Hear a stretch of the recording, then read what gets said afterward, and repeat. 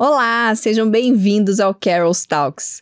Aqui nós conversamos sobre como uma gestão jurídica eficiente pode melhorar o seu negócio. E o assunto de hoje é sobre métodos adequados para resolver conflitos. Você sempre escuta por aí, né? Tem um advogado por perto. Eu vou processar. Se você fizer tal coisa, eu me processo, eu lhe processo. Mas, gente, não é só processo judicial. Existem outras formas de resolver conflitos e formas muito mais eficientes conforme o caso. E é sobre isso que eu tenho um convidado, uma pessoa fantástica aqui, que é o Marcel. Marcel, seja muito bem-vindo ao Carol's Talks. Olá, Carol. Antes de tudo, gostaria de agradecer teu convite, teu reconhecimento. Eu gosto muito desse tema, né? Me sinto à vontade para falar do tema, tanto no âmbito do judiciário como um pouco também fora, né? Numa visão de mediação, numa visão do diálogo, do consenso para a solução de conflitos, e fico muito satisfeito aqui para falar sobre isso. Gente, eu vou contar para vocês um pouquinho do currículo do Marcel, para vocês entenderem o porquê é uma pessoa tão especial aqui no nosso podcast. Ele é mediador e instrutor de mediação judicial formado pelo TJ Paraná, ESA e EMAP, formador e palestrante na área de gestão de conflitos, integra a equipe de gestão do Centro Judiciário de Solução de Conflitos e Cidadania das Varas Cíveis de Curitiba pelo Tribunal de Justiça do Paraná desde 2017 a 2021 e retornou agora em 2023. Ele foi servidor na Escola Judicial do Paraná entre os anos de 2021 e 2022, diretor de secretaria do Fórum Descentralizado de Santa Felicidade entre os anos de 2014 e 2017, analista judiciário desde 2011, assessor do Ministério Público entre 2010 e 2011, exerceu a advocacia entre 2006 a 2010, mestrando em resolução de conflitos, pós-graduado pela Escola da Magistratura do Paraná em 2003, graduado em Direito pela PUC Paraná em 2002. Então, vocês estão vendo aí que a trajetória dele teve experiência na advocacia também, né, Marcel? E aqui no nosso podcast, a gente gosta de dividir em 3 blocos. E eu quero que você escolha qual bloco você quer começar. Assuntos profissionais, assuntos pessoais ou falar do tema sobre o direito puro? Olha, acho que como a minha trajetória profissional tem muita relação com o resultado que a gente pretende trazer hoje, acho que a gente pode começar pelo profissional. Vamos? Sim. Sempre, né, gente? O pessoal adora começar pelo profissional. Então vamos lá, Marcel. Eu quero que você conte para nós sobre a sua trajetória mesmo, né? Aqui a gente viu ali que você teve uma experiência no Ministério Público, na advocacia e agora na resolução de conflitos. Quando você se formou em Direito, fez a escolha pela faculdade, a tua ideia principal era advogar? Como que foi isso para você? É interessante essa parte porque quando, lá em 1997, 98, quando eu fiz a opção pela faculdade, eu fiz vestibular para Direito e Administração. E eu tenho uma grande influência por parte do meu pai na administração. Na época eu estava pensando nas duas formações, acabei passando em Administração e Direito e segui mais para o Direito. Na época eu não tinha condições de fazer as duas faculdades e eu acabei seguindo pelo Direito. Então eu segui na área do Direito e, de certa forma, um idealismo que eu tinha em relação à justiça me cativou dentro do direito, mas também eu tive alguns desafios nessa caminhada, porque a gente sabe que tem algumas questões dentro do direito que são frustrantes, principalmente na prática. Mas sim, eu segui, né, para a prática do direito efetivamente.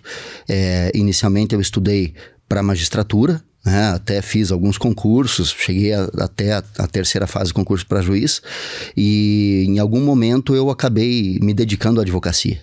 Isso foi a partir de 2006, se não estou enganado, a partir de 2005, 2006 que eu me dediquei efetivamente à advocacia. E dentro da advocacia eu já percebia que alguma coisa não se encaixava, sabe? Porque a gente consegue se realizar com algumas ações, alguns processos, alguns resultados que a gente consegue, mas tinha algumas outras ações, alguns litígios que não faziam sentido para mim, né?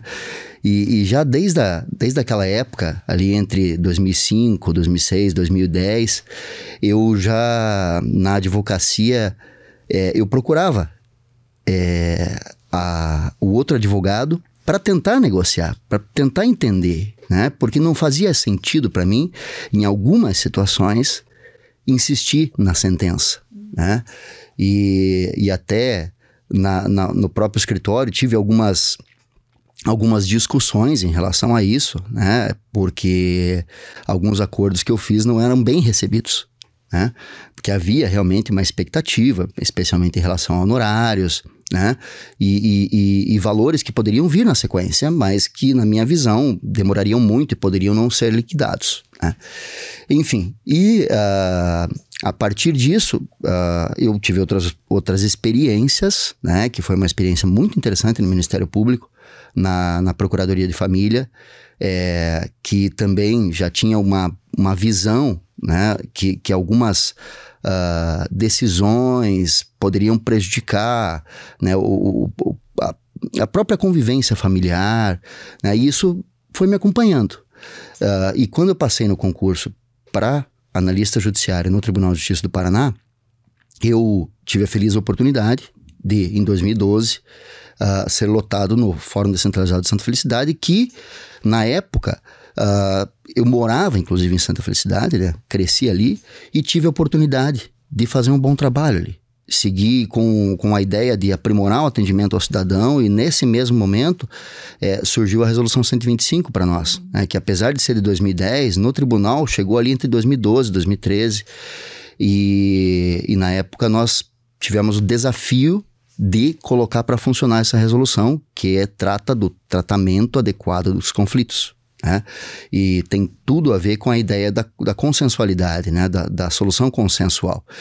E foi nessa época que eu me apaixonei por esse tema, realmente. Esse tema já estava comigo. Isso que eu ia falar, né? Ele foi se revelando, se aflorando em você, mas já desde que você se formou, quando você se indignava com as situações, já era porque você estava buscando no seu íntimo ali o método que você vinha mais adequado, a solução mais adequada para os casos, seria isso? Sim, porque a gente acaba percebendo na prática que, para alguns casos, o processo é eficiente e adequado. E para outros, ele gera repercussões, até mesmo dentro do processo, que não são adequadas para um resultado econômico, até como fora também acabam trazendo prejuízo para as relações, né? E isso começou a fazer sentido para mim. Foi em 2013, 14 que a gente teve a oportunidade, depois de se formar como mediador, né? Alguns servidores tiveram essa oportunidade de se formar também como formadores em mediação. E essa formação não parou mais, né? E foi em 2017 que eu fui convidado para assumir o Sejusc das Varas Cíveis de Curitiba, e me dediquei muito mais à mediação. E nessa realidade a gente teve algumas experiências muito interessantes, né, numa integração que, na minha visão, a mediação não funciona sem a integração dos personagens, que eu acho que essa é uma grande diferença entre a heterocomposição, que é a decisão por um terceiro, e a autocomposição, que é a decisão pelos próprios envolvidos, né? Quando nós temos a decisão pelos próprios envolvidos, a gente precisa integrar essas pessoas que estão envolvidas, compreender quem são e integrar essas pessoas. E dentro do judiciário não tem como você pensar em mediação se você não integrar e não tiver uma mudança cultural dentro da advocacia. Marcelo, deixa eu aproveitar e te fazer uma pergunta, que é algo que veio para mim agora. Eu percebo, e isso até a gente tem em questão de estatística do CNJ, que quando, exatamente isso que você falou de integração, quando as partes realmente se envolvem e colocam uma solução que pode ser executada, que elas se comprometem, a efetividade desse acordo chega quase a 90%. Diferente de quando a gente vai, por exemplo, numa sessão só de conciliação, em que uma proposta é posta na mesa apenas para cumprir um protocolo ou para se livrar de um processo, a chance dela não ser cumprida é muito maior. Eu vejo isso em números. Você vê isso na prática? Sim, e eu acho que isso tem a ver com um dos fundamentos da mediação, que muitas vezes não é tão explorado e tão bem compreendido, que é a ideia do pertencimento.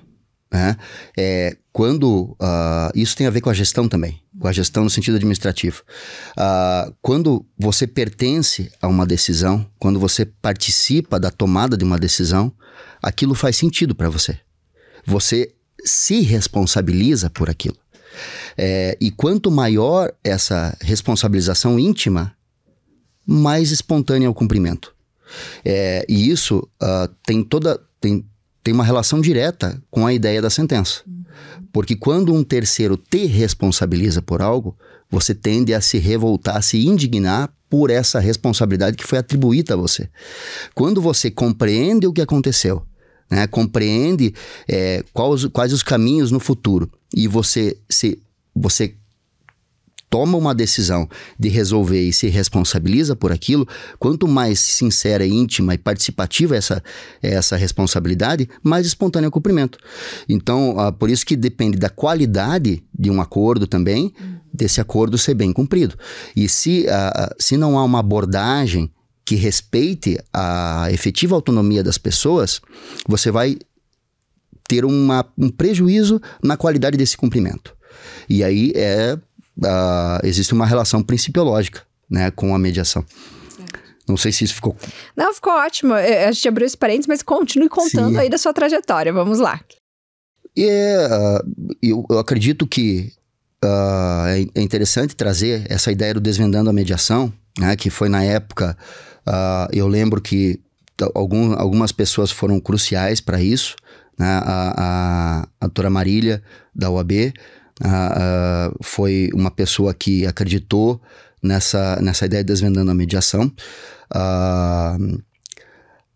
E a Ana Paula Graff, se não me engano, foi uma das idealizadoras dessa ideia, e eu fui um dos convidados também, participei da construção disso. E nós tivemos 3 edições de 2017 e 2018, acredito, não sei se teve alguma em 2019, e no final de 2019, para uma surpresa muito positiva, houve um convênio entre o Tribunal de Justiça e a OAB para credenciar a ESA como instituição formadora de mediadores. Isso trouxe um reconhecimento desse início de mudança cultural e um grande passo na evolução disso dentro da advocacia paranaense. E nós tivemos já dentro da ESA, eu falo da ESA pela importância que isso tem para a advocacia. Né? Essa é a Escola Superior de Advocacia, né? Que traz a formação para os advogados. Isso. Só para a gente explicar para o pessoal que não é da área do direito, muitas vezes está nos assistindo. Obrigado, Carol, porque às vezes a gente acha que é óbvio e não é tanto, né? A gente está acostumado no nosso vocabulário ali. Sim, e essa escola ela tem a atribuição da formação desses profissionais, né, desses advogados. Então, você ter advogados se formando também com a função de mediadores é uma mudança cultural importante e necessária para que esse comportamento se traduza também dentro do judiciário, né, também fora. Eu acho que eu deixo para você verificar o que você quer saber um pouco mais sobre isso. Eu gosto muito desse assunto que você trouxe para nós, Marcel, porque dentro do ambiente empresarial, quando eu tenho contato com os empresários, muitos não conhecem as outras formas de resolver conflitos, né? É parte ali do automático do poder judiciário. E parte disso se revela pela ausência de conhecimento dos advogados também. Então, essa iniciativa de parceria entre a Escola Superior da Advocacia, o Tribunal de Justiça, que tem essa questão do pacificar, né, de trazer as soluções adequadas, já vindo da resolução 125 do CNJ, né, com esse intuito de uma política pública, digamos assim, né, de trazer efetividade para a solução dos conflitos, para a resolução, e não ficar só com processos em trâmite, traz essa nova vertente para o advogado aprender a como trabalhar com outros métodos, a como orientar. Porque a dificuldade que eu percebi a partir de 2015, quando eu comecei a ter contato com a reforma do Código de Processo, com a nova lei de mediação, embora esses institutos aí sejam históricos, né, dentro do direito, eu percebi que muitos advogados ficaram primeiro com medo, porque como eu vou cobrar os meus honorários, como que eu vou trabalhar, porque muitos trabalhavam só no êxito lá da ação no final do processo, ou porque ganhavam ao longo do tempo com mensalidades, etc. E quando tem um resultado, um acordo, isso encurtava o planejamento econômico do próprio advogado. E precisou ter uma mudança de cultura da própria organização, né, de nós advogados, um novo momento, uma nova forma de trabalhar para que essa cultura de resolução de conflito entre no dia a dia das pessoas, das empresas, das pessoas, etc. Então, ele acaba tendo aí um intermediário, né, que é o advogado.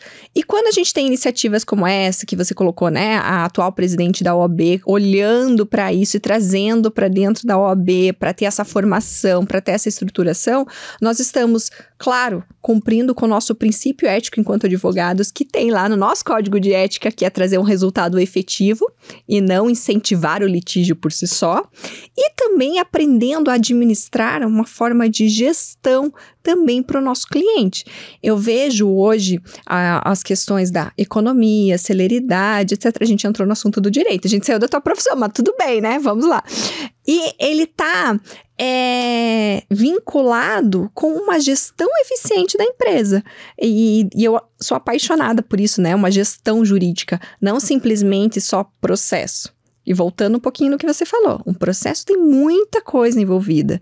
Não é só ali um trâmite de atos processuais, são vidas, são pessoas, é o estresse que aquilo traz, é a onerosidade para dentro da empresa, da pessoa. E da tua experiência ali no dia a dia, você vê as pessoas vindo para uma audiência, as pessoas participando disso, o contexto emocional que fica envolvido, não só o litígio em si. Conta pra gente um pouquinho desse dia a dia, Marcel, lá no exercício da tua profissão, porque além de gerir, né, fazer a parte da gestão, você também faz a instrução, você forma mediadores e você tem que trazer essa capacitação olhando pro lado emocional também. Como que é isso? Bom, eu acho que a gente pode pegar algumas palavras aí para fazer um joguinho, né? A gente pode pensar em gestão, em pessoas, em advogados, em métodos, processos, né? E trabalhar um pouquinho isso. Eu vejo que essa questão emocional, ela envolve tudo isso, né? Tanto no relacionamento advogado-cliente, advogado na audiência, as escolhas pelo método, a escolha pelo processo, tem tanto uma carga cultural e de formação jurídica mesmo dentro da faculdade, que normalmente isso não é estimulado, e também uma questão emocional, competitiva, que que decorre do próprio conflito e permeia as escolhas, as interpretações das pessoas e também dos advogados. E realmente nós percebemos que a escolha continua sendo de forma, podemos pensar assim, em grande parte pelo processo, vamos colocar assim, para não colocar aqui de forma quase absoluta, porque é difícil conhecer a realidade fora, né, de cada escolha, mas a gente percebe que os processos continuam aumentando. Né? Se eles continuam aumentando, então provavelmente essa cultura continua existindo. E não que a escolha pelo processo seja algo ruim. Mas no dia a dia, eu acho que daí eu posso entrar no que você perguntou, nós percebemos que algumas ações poderiam ser não só evitadas, como também poderiam passar por uma análise mais apropriada dessas relações, desse resultado, desse conflito. Porque hoje eu tenho uma visão do conflito um pouco diferente do que eu tinha alguns anos atrás. Porque o conflito, ele resulta de relações entre pessoas. Empresas também são pessoas, né? Que é um grupo de pessoas, uma equipe de pessoas que coordena e que se relaciona interinstitucionalmente.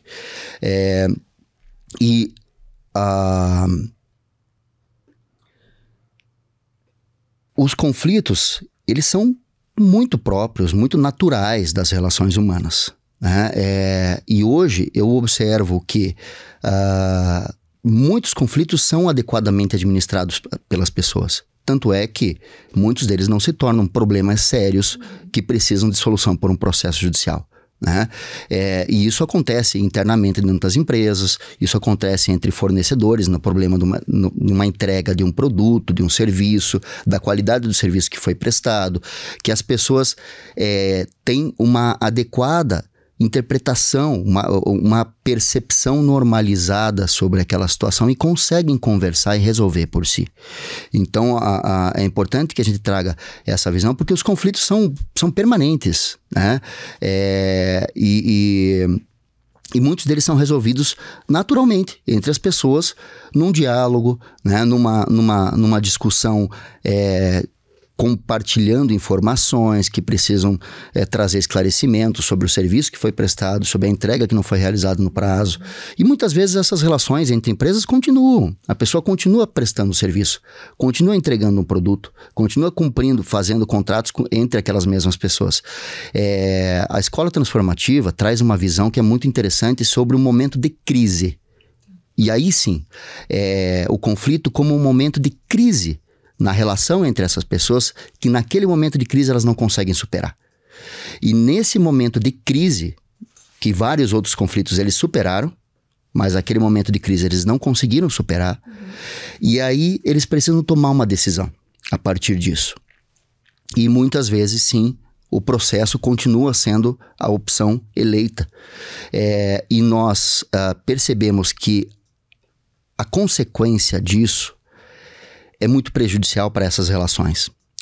E é importante a gente trazer isso no âmbito da empresa, especialmente quando a gente trata de consumidores no sentido amplo, né?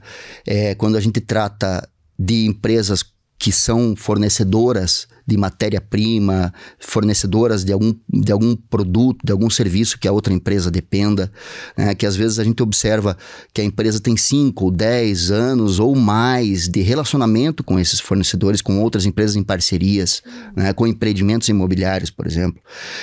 E a opção pelo processo, ela traz consequências, porque o processo, ele é um ambiente competitivo.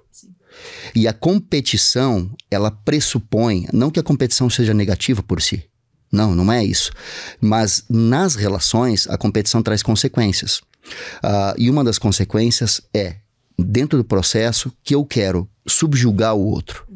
Eu preciso não só convencer, porque o convencimento faz parte da argumentação, e eu acho que informações, esclarecimentos, discussões e um diálogo, até um diálogo acalorado, pode gerar esclarecimento, compreensão e uma solução consensual na sequência. Mas o ambiente competitivo, ele acaba trazendo uma carga emocional, que eu acho que é o que você trouxe, que prejudica a percepção sobre essas informações.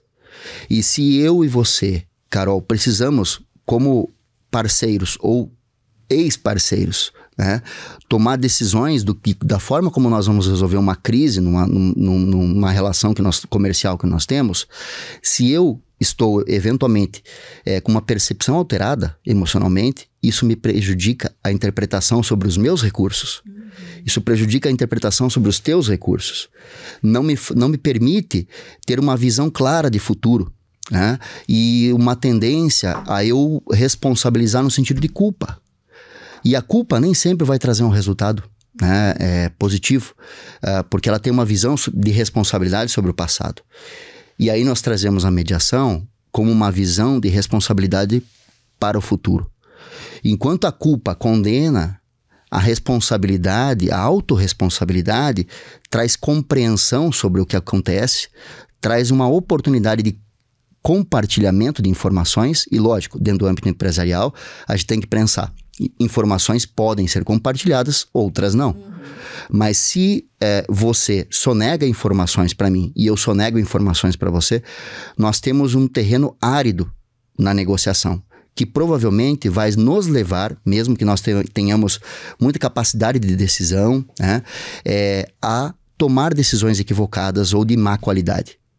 Se eventualmente nós proporcionamos um ambiente colaborativo, e não necessariamente esse ambiente colaborativo pode estar dissociado do processo.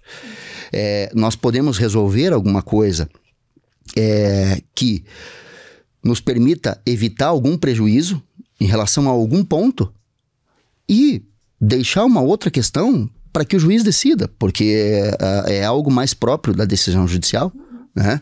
E isso não é um problema.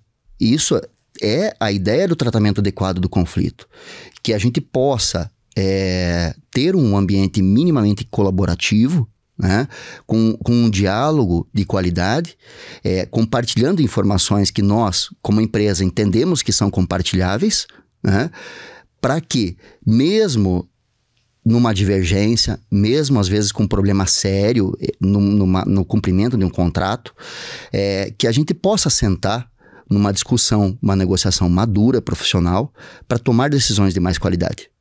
Então eu acho que esse ambiente, ele ainda é um ambiente muito precário dentro do processo que a gente entende como judiciário, né? Marcel, eu vou te interromper um pouco, porque nos meus estudos mais recentes eu percebi que a forma de comunicação em que o próprio CNJ ou o poder público tem trazido os métodos adequados, ele segue um cunho de pacificação social. Então, eu vejo projetos lá, por exemplo, pacificar é divino, vamos evitar conflitos, vamos buscar a paz, tal. Para mim, a minha crítica, vamos dizer assim, é de que essa linguagem não se comunica com o setor econômico, o setor empresarial. Por quê? Porque as empresas, elas vão olhar lá, pacificar é legal. Ok, eu não tô com problema de guerra aqui, eu tô com problema econômico. Então, o meu problema aqui com a minha relação de consumo ou com o meu fornecedor não é questão de não estar pacificado. Então, o termo utilizado, a forma que a comunicação é posta, no meu ponto de vista, acaba afastando o setor econômico da realidade de conhecer exatamente esses detalhes que você trouxe para nós, né? Que é uma questão de gestão, de eu olhar racionalmente para a situação, olhar as minhas ferramentas, o que eu tenho, o que eu posso negociar agora, o que eu preciso de uma decisão imparcial depois e como que eu aloco isso dentro da minha empresa, né?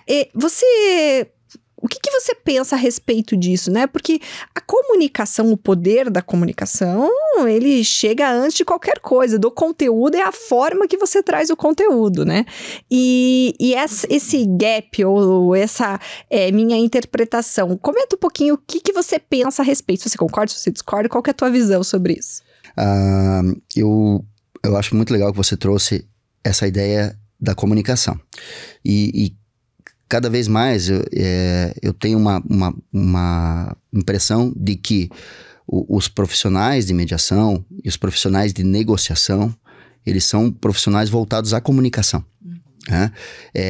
Porque a comunicação é uma base para que você desenvolva uma compreensão, uma tomada de decisão de qualidade. E quando a gente pensa em tomada de decisão, a gente une resultado e pessoas. Né?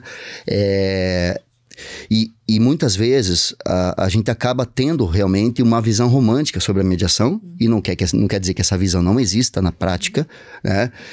Mas realmente ela é mais voltada à mediação familiar, à mediação entre vizinhos, à mediação comunitária, né? Que eu acho maravilhosa, é apaixonante. Mas realmente quando a gente foca nessa visão, nós afastamos a curiosidade e o interesse do campo empresarial, né? E como eu coloquei há pouco, a tomada de decisão, ela envolve resultado e pessoas, né? Não tem como você focar só no resultado e desprezar as pessoas, que você provavelmente vai ter algum problema, atingir esse resultado em algum momento não vai se tornar sustentável. Né? E se você focar só nas pessoas, você provavelmente vai criar um ambiente muito agradável, mas que o resultado vai ser prejudicado. Né? Isso, inclusive, é de uma equação, de um binômio, se não me engano, de Blake Moulton, que ele traz uma visão tanto da gestão mesmo administrativa, como também da gestão de conflitos. E, dentro do campo empresarial, nós temos uma grande oportunidade para aumentar resultados. Né? E aí a gente pode, hoje no campo da gestão mesmo, nós temos hoje uma visão de gestão colaborativa, de gestão participativa, que não vem de graça. Né? Quando a gente colocou lá no início, que quando as pessoas participam e pertencem a uma decisão, que aquilo passa a fazer mais sentido para elas. Né? Isso acaba melhorando os resultados internos da empresa. Isso na relação interpessoal, né, entre os colaboradores e também entre a direção de uma empresa e seus colaboradores. Né? Isso ultrapassa esse âmbito e também com essa ideia, com esse fundamento que tem em relação com a mediação, ele vai trazer também resultados positivos para a relação entre empresas, né? Para a relação entre empresa e consumidores. E essa estrutura empresarial ela é uma estrutura muito complexa. Né? E nós podemos trabalhar com a ideia, digamos, no sentido amplo de gestão de conflitos, né? Pensando na prevenção e também depois que o conflito acontece, que tem essa crise que não é superada, como é que nós administramos isso? No ponto inicial da prevenção, você pode trabalhar um melhor diálogo na formação dos contratos. Né? Se você tem um diretor que faz um contrato direto com um parceiro, com um fornecedor, sem conversar com seus colaboradores sobre o prazo, sobre a forma, sobre a qualidade, sobre tópicos importantes que depois a empresa vai ter que cumprir no contrato, a probabilidade desse contrato ter algum defeito, não defeito contratual no sentido jurídico, porque provavelmente ele não terá. Não é técnico, é operacional mesmo, né? Isso. E aí você não tem um diálogo interno da empresa com o campo operacional e você acaba tendo um contrato perfeito, mas a execução é imperfeita. E às vezes o contrato não é perfeito para aquela situação. Eu gosto de conversar sempre com os meus clientes, Marcel, já que você tocou nisso, na importância no contrato, porque é um manual daquele negócio, não é? É ali onde você está dizendo como a gente vai fazer. E se a própria pessoa não conhecer o contrato que ela está celebrando, ela não vai ter como executar ele plenamente. E aí a pessoa depois, quando percebeu que tem alguma coisa esquisita na relação, ela vai lá olhar o contrato, daí ela vai descobrir o que está escrito no contrato. Daí ela pega e fala assim, não, mas aqui tinha uma cláusula que não podia, eu vou pegar ele por aqui, não é isso? Eu vou pegar ele por aqui e aí eu vou acabar com tudo agora. Mas a ideia não é essa. Por que a gente tem um contrato redigido que mostra a realidade daquela negociação? Que é exatamente isso que você pôs, para que a gente tenha, cada um saiba exatamente o que fazer, como fazer, quando fazer. Claro, com a equipe estruturada e todos cientes daquelas condições para que não tenha problema. A ideia é essa, né? Sim. E quando a gente acaba, digamos, o contrato, ele cria uma expectativa que não traduz a realidade efetiva da empresa, você vai ter um problema no cumprimento. Se você tem um contrato que é feito com um parceiro e você não trata teu parceiro como parceiro e cria uma armadilha que depois você pode utilizar uma cláusula para juridicamente buscar um cumprimento desse contrato sem se preocupar com essa relação, isso gera repercussões econômicas para a empresa. E até no momento, digamos que esse contrato foi bem desenvolvido, né? Você entrega isso na mão de um advogado, e aí quando a gente pensa, voltando lá no que a gente falou, né? Advogados, pessoas, gestão, o advogado ou advogada, olhando esse contrato, se ela olhar só o contrato, ela vai ignorar uma complexidade de circunstâncias que são importantes a serem consideradas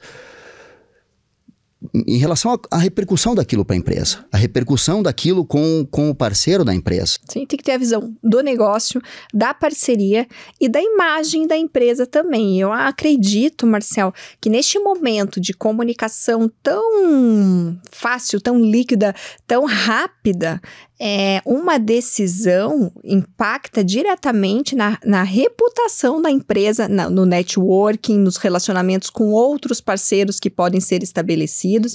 Então, a análise do advogado tem que ser em conjunto com o cliente, né? Tem que entender todas as perspectivas daquela cláusula e não só executar uma situação prevista e não cumprida. Nesse sentido, né? Sim, e eu acredito muito que hoje o advogado é um profissional muito mais complexo do que era no passado. Né? Não que não poderia ter sido no passado também, mas é uma questão a meu ver, um aprimoramento e uma amplitude do trabalho da advocacia. E hoje o advogado pode trabalhar a ideia de inteligência emocional, a ideia da compreensão do todo, né, numa visão sistêmica daquela relação. E não uma visão pontual do contrato. E ao invés, às vezes, de notificar um fornecedor, que é um fornecedor que tem há 10 anos, que a empresa às vezes depende de uma matéria-prima, é uma pessoa que uma pessoa jurídica, né? Uma empresa que tem uma boa matéria-prima, um bom produto, um bom serviço, que a empresa depende. Né? Não é tão simples você procurar um outro parceiro.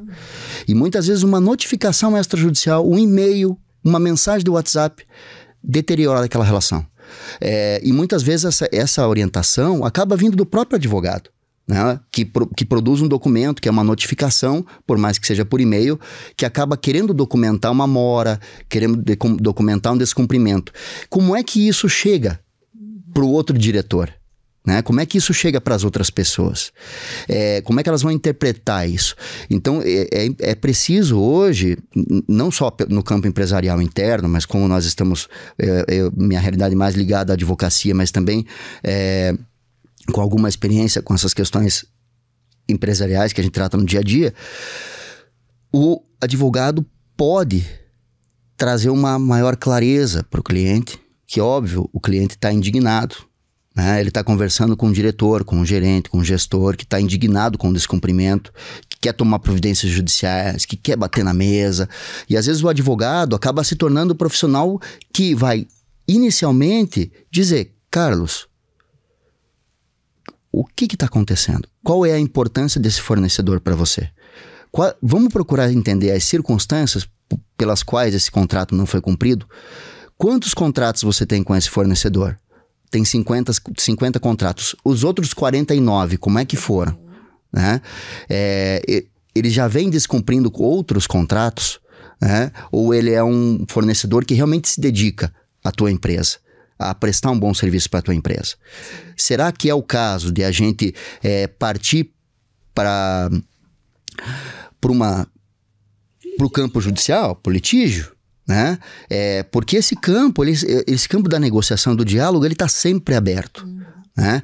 E óbvio que o compartilhamento de informações às vezes é algo delicado, que aí sim o advogado precisa de uma estratégia, de uma astúcia, de uma experiência para saber o que compartilhar ou não. Né? E aí a gente sai do romantismo da mediação familiar, sai do romantismo da mediação para uma mediação de resultado, que a gente precisa tomar cuidados, que a gente precisa unir a visão econômica de resultados, de parceria, de relações com a visão jurídica.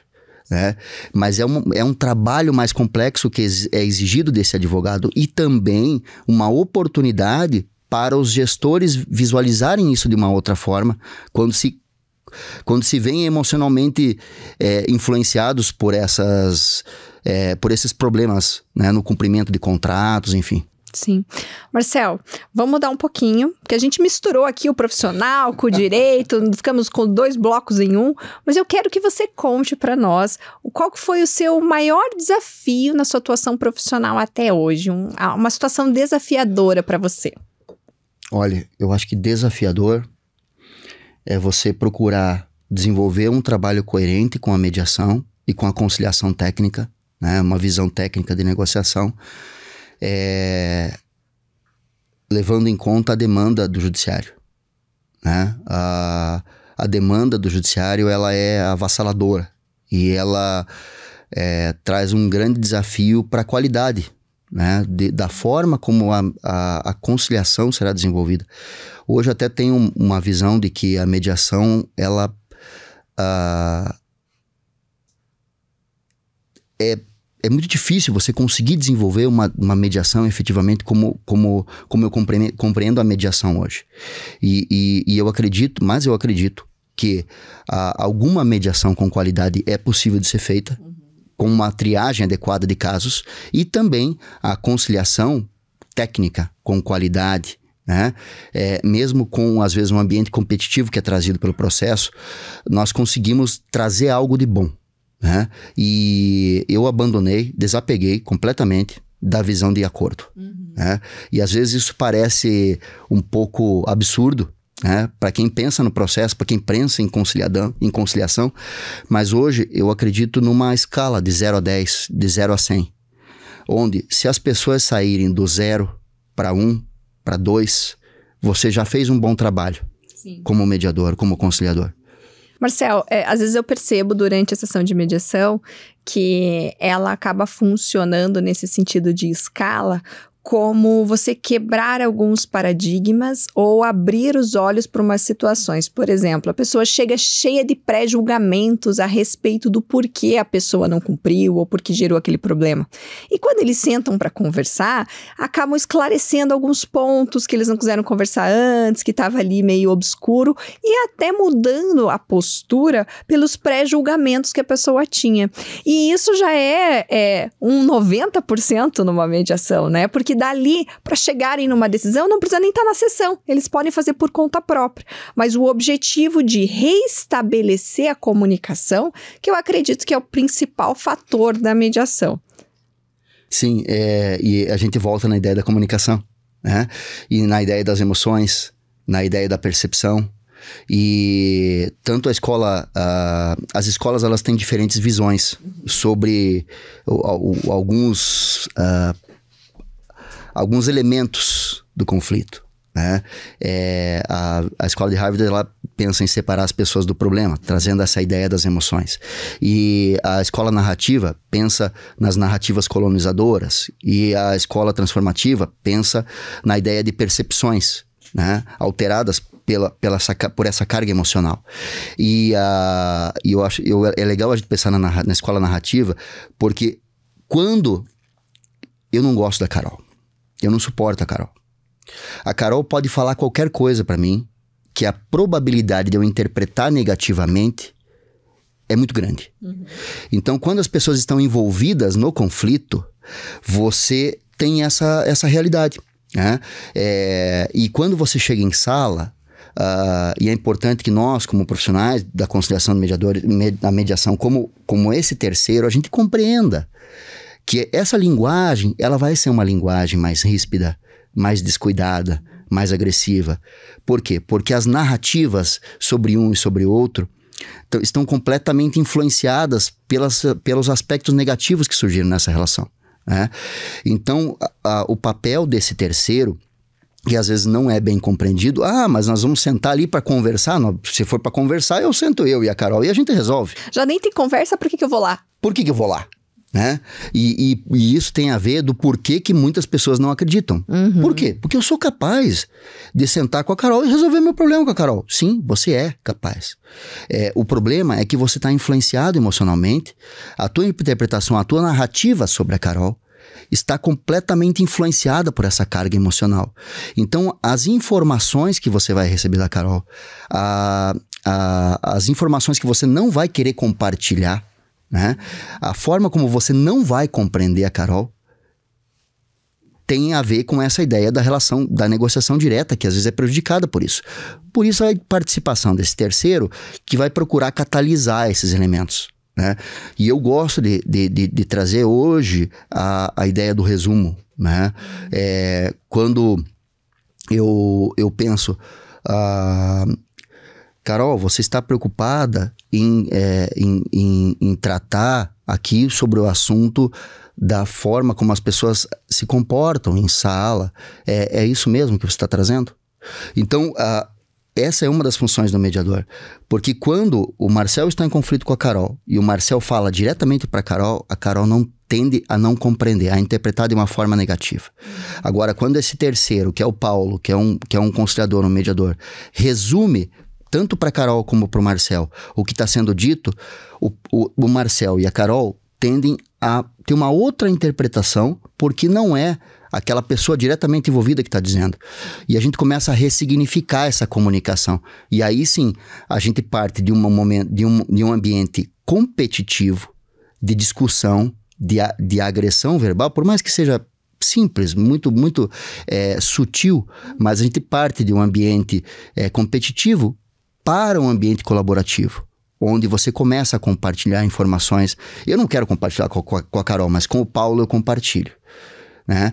E você começa a ressignificar, começa a gerar compreensão, compartilhamento de informações, até que no momento a pessoa fala, não, tô entendendo que não foi bem assim, vamos sentar e vamos resolver isso então. Né? E então acho que esse é o grande papel. Não sei se eu fugi um pouco. Não, foi isso mesmo. É muito interessante porque às vezes até em discussões familiares você percebe que as pessoas que estão ali na discussão, elas elegem um terceiro para ouvir. Em casa, quem tem muito irmão vai se identificar com isso, porque daí começa a brigar um com o outro, fala assim, mãe, o fulano não sei o que, olá mãe, não sei o que. É praticamente isso, porque eu já criei uma antipatia com aquele interlocutor. Eu busco um outro que eu entendo que ele vai me ouvir melhor e que ele vai conseguir me entender, que o outro não consegue. Mas tirando a piada com a questão familiar, Marcel, e agradecendo aqui todo o teu conhecimento e ensinamento, eu queria que agora você, pra gente descontrair um pouco mais, você contasse uma situação curiosa que você já passou. Mas antes de você falar, eu vou te pedir um tempinho, porque eu preciso fazer alguns agradecimentos aos nossos patrocinadores e deixar o povo com uma vontadinha de saber o que é essa situação curiosa que você vai contar pra gente. Então, gente, eu quero agradecer a FG Soluções Ambientais, uma empresa especializada nas áreas de engenharia ambiental, engenharia em segurança do trabalho, com 10 anos de experiência no mercado. Oferece soluções completas e integradas para os desafios ambientais enfrentados pelas organizações, como perícias, consultorias empresariais, auxiliando as empresas a identificar e mitigar os impactos ambientais. E também ajuda a desenvolver estratégias sustentáveis. Então, essa empresa, a FG Soluções Ambientais, ela é voltada aí para fazer uma assessoria para as empresas que precisam de soluções ambientais e também na segurança do trabalho, e é o nosso parceiro aqui do Carol's Talks.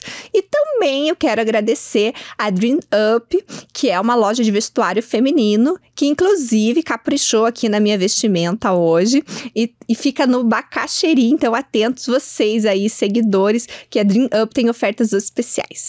Agora, vamos voltar. Marcel, me conte que situação curiosa você trouxe para nós hoje. Olha, eu vou trazer para a gente sair um pouquinho do tema. Até procurei agora pensando fazer uma relação, depois eu vou procurar fazer uma relação.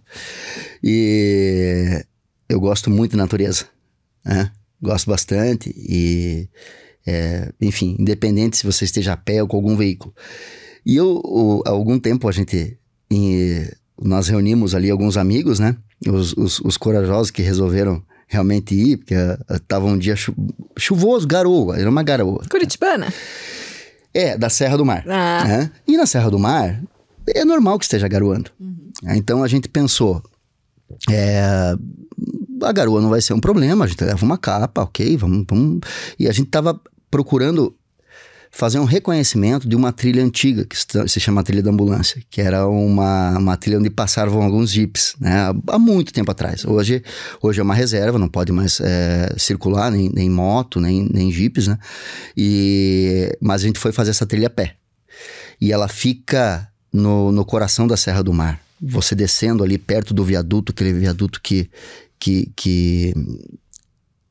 foi derrubado por um dilúvio numa época, ali em torno de 15 quilômetros para dentro, na Serra do Mar, no sentido contrário de Morretes, mas ali naquela região de Morretes, nós seguimos de carro até onde foi possível e depois continuamos a pé.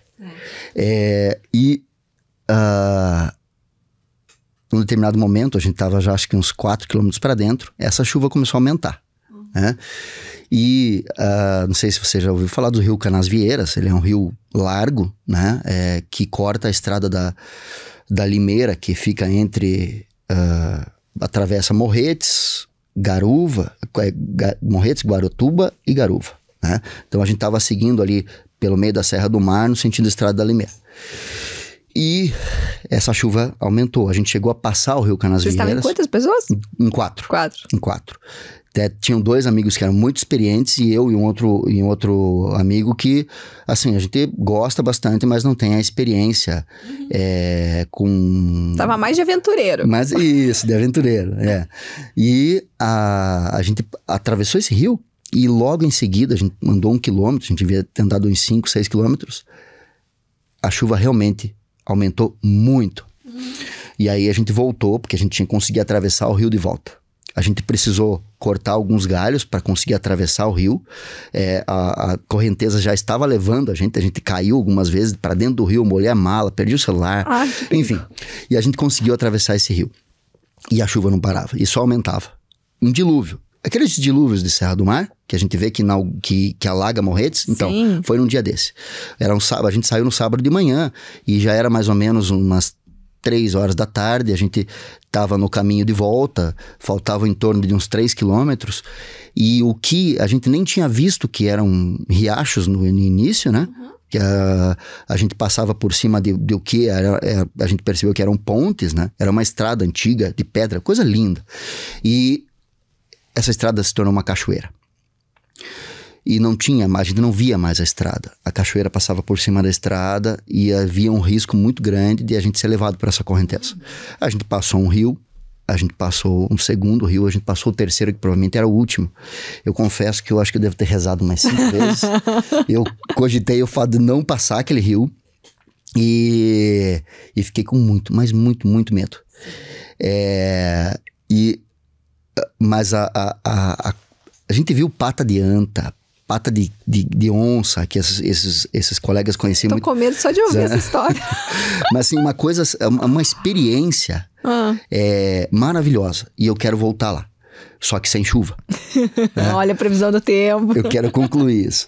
E então, assim, foi uma experiência maravilhosa. Imagino. E assim, que eu digo que, graças a Deus, eu tô vivo. Sim, porque as conhecidas trombas d'água também, Sim. né? Vem o rio, carrega tudo e é perigosíssimo. Sim, e quando você tá diante de um rio desse e você precisa passar, a sensação é terrível. E aí eu trago essa relação com, muitas vezes, o que as pessoas passam dentro da mediação, né? No sentido de emoções, e do que nós, como mediadores, muitas vezes temos que... percebemos que estamos com as pessoas tentando auxiliá-las a passar, né? A passar um rio turbulento, a enfrentar alguma situação. E nós, como mediadores, né, como profissionais da mediação, nós precisamos compreender que as pessoas têm seus limites. E que muitas vezes aquilo é muito difícil para elas enfrentar. E eu acho que hoje eu tenho uma ideia do mediador como um profissional que acompanha as pessoas e que não deve ultrapassar um limite que desrespeita o caminho para onde as pessoas querem seguir, né?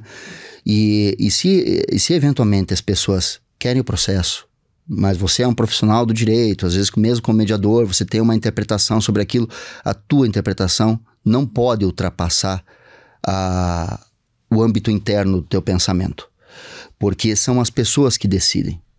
São os advogados como profissionais que também são pessoas que definem com essas pessoas a estratégia que elas vão tomar. E também podemos pensar que nós podemos também estar equivocados porque nós não conhecemos a realidade daquelas pessoas. E então, essa profissão é uma profissão de muito respeito. De muito respeito com o que as pessoas pretendem, a forma como as pessoas optam por seguir sua vida, a forma como as pessoas preferem se comunicar, a escolha que elas fazem com os advogados, e eu acredito que a mediação hoje depende muito mais de uma mudança de comportamento das próprias pessoas e dos advogados do que do próprio mediador, porque o mediador não pode ser um profissional de convencimento. Ele não vai direcionar, né? Ele vai estabelecer a comunicação. Marcel, deixa eu te fazer uma pergunta aqui que me surgiu uma curiosidade. A gente fala muito de mediação no ambiente jurídico, mas ele não é limitado para as carreiras jurídicas, né? Qualquer profissional de qualquer área pode ser mediador. E pela forma que você põe, me parece que a psicologia, ela se encaixa bem na mediação. A gente vê profissionais de outras áreas ou ainda está muito limitado no campo do direito? Essa eu vou te pedir para responder rapidinho para a gente seguir para o último bloco, por causa do nosso tempo que estourou super. Sem problema, até me perdoe se eu não é por você, sou eu que falo demais e fico dando, vamos. Realmente, a interdisciplinaridade, ela faz parte da mediação. Ela faz parte da consensualidade. Tanto no âmbito da conciliação, da mediação, da justiça restaurativa e qualquer outra forma consensual que você pense de solução de conflitos, ela é interdisciplinar. Inclusive, a relação entre a decisão por um terceiro, a heterocomposição, com a consensualidade, ela envolve essa interdisciplinaridade, que muitas vezes precisa, sim, de outros profissionais. E a própria visão sobre o conflito decorre de uma visão que também tem estudos na psicologia, na economia, né? E sim, profissionais da administração, profissionais da psicologia, profissionais da pedagogia. Nós tivemos ótimos mediadores que eram formados em educação física, né? E às vezes essa visão de fora do direito não vem viciada sobre o recorte jurídico que o direito quase que nos formata, né? Isso também tem uma repercussão no campo da psicologia, né? Que a mediação não é uma terapia, mas sim, eu acredito que vários fundamentos da psicologia podem auxiliar na condução, na ideia da comunicação, do diálogo. Perfeito. Marcel, vamos lá para um bate-bola rapidinho para o pessoal conhecer um pouquinho mais sobre o Marcel propriamente dito. Tá. Marcel, qual que é o seu estado civil? Sou casado. Qual que é o seu hobby? Meu hobby é off-road e natureza. A natureza, eu sabia que estava ali envolvida, né, gente? Depois dessa história que ele contou para nós. Um sonho. Sonho? Viver com qualidade e com equilíbrio. Equilíbrio é muito difícil, hein? É difícil. Andar na corda bamba ali não é fácil, hein, com qualidade também. Um medo. Ficar incapaz de alguma forma. Assim. Dá medo, né? Um livro. Uma dica de um livro para nós. Olha, eu até estava pensando O Poder de Agora. O poder do agora. O poder do agora. Preciso ler. Acho que é de Eckhart Tolle. É difícil pronunciar o nome dele. Uma bebida? Olha, eu acho que se for não alcoólico, água. E se for alcoólico, cerveja artesanal. Curte uma cervejinha, hein? Sim. Água, toma muita água durante o dia? Eu acho que é importante, né? Água, acho que nada substitui água. Sabe que na minha casa não tem refrigerante, não tem, é água. Água. E é muito engraçado, porque às vezes a gente sai com a minha filha, que tem 10 anos, chega no restaurante, que é o refri? Ela, água. E as pessoas ficam assim, você toma água? Sim, água. Uma comida? Eu acho que um bom churrasco. Deus. Um churrasquinho, uma cervejinha. Vamos lá. Animal de estimação, você tem? Um cachorro, eu tenho 2. Inclusive um que tá fazendo 7 meses, agora a gente pegou com 40 dias, tá com 30 quilos. Caraca, qual que é a raça dele? É mastim francês. E tem um outro que é um vira-lata, mas é muito, muito bonitinho, que é o Diesel, que agora tá fazendo 9 anos, tem em torno de 15 quilos, que é o nosso piazinho. Que graça. Um lugar. A Serra do Mar. Você curte, hein? Muito. Vai bastante? Bastante. Essa região, tanto a região de serras, né? A nossa serra aqui, a Serra Catarinense, acho que é um lugar que passaria um mês fácil. Legal. Marcel, foi uma honra muito grande ter você aqui com a gente. Toda a experiência que você trouxe, conhecer um pouquinho mais sobre você, que as pessoas saibam quem que tá lá por trás da gestão do Sejusc para organizar os processos, para resolver. E que é uma pessoa fantástica. Eu agradeço a Deus por essa oportunidade. Foi uma graça divina ter você aqui. Muito obrigada e muito sucesso para você. Muito obrigado, Carol. Foi uma oportunidade maravilhosa estar com você. Espero que eu tenha trazido alguma fala que seja de contribuição para o teu canal. E agradeço mais uma vez. Obrigada. Gente, muito obrigada por ter nos acompanhado. Não esqueçam de curtir, de compartilhar, de se inscrever no nosso canal. E, logo, logo, mais um episódio do Carol's Talks. Até!